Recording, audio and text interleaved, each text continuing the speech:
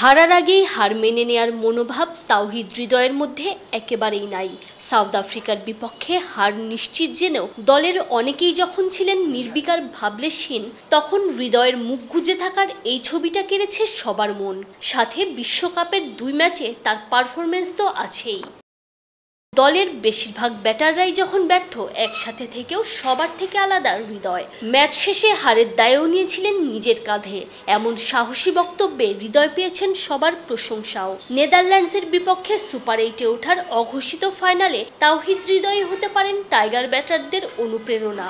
অধিনায়ক নাজমুল হোসেন শান্তও জানিয়েছেন, হৃদয়ের মতো দলের বাকিরাও প্রস্তুত হচ্ছেন দারুণ কিছু করে দেখাতে। খুব ইম্পর্টেন্ট আমার মনে হয় যে কথাটা বলেছে, অবশ্যই সে রিয়ালাইজ করেছে যে তার খেলাটা হয়তো শেষ করে আসা উচিত ছিল, কারণ ভালো ব্যাটিং করছিল। ওই উইকেটে সেট ব্যাটসম্যানের রোলটা ইম্পর্টেন্ট থাকে।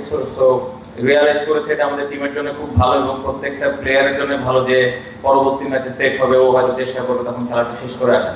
সো প্লেয়াররা যেভাবে চিন্তা করে এটা খুবই ভালো দিক, এবং শুধু হৃদয় না, প্রত্যেকটা প্লেয়ারই এভাবে চিন্তা করছে যে টিমকে কিভাবে জিতাইতে পারে।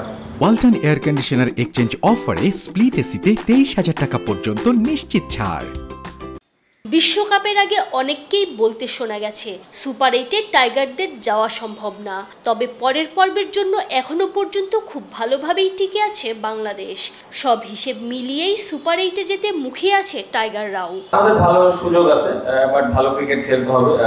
অবশ্যই আমরা জেতার জন্য খেলবো। আশা করছি যে খুব ভালো একটা ম্যাচই হবে এবং প্রত্যেকটা প্লেয়ার চিন্তা ভাবনার দিক দিয়ে খুব ভালো অবস্থায় আছে। তো আশা করবো যে ভালো একটা ম্যাচই হবে। তানজিম ঐশী, অলরাউন্ডার।